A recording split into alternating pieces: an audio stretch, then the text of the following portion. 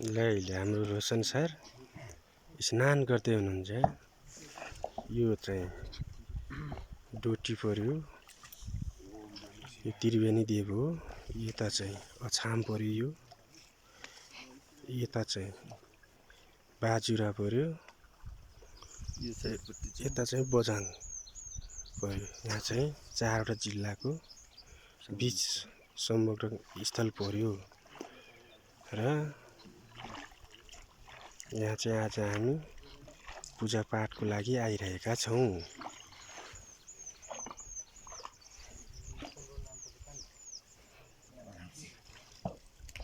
ल अब त्यहाँ पारी जाने पूजा गर्न। सबभन्दा ठुला देवी देवता बस्ने ठाउँ हो यहाँ 4वटा जिल्लाको।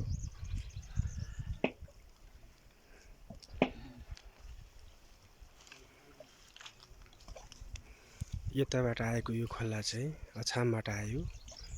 यो चाहिँ बाजुराको खोला पर्यो।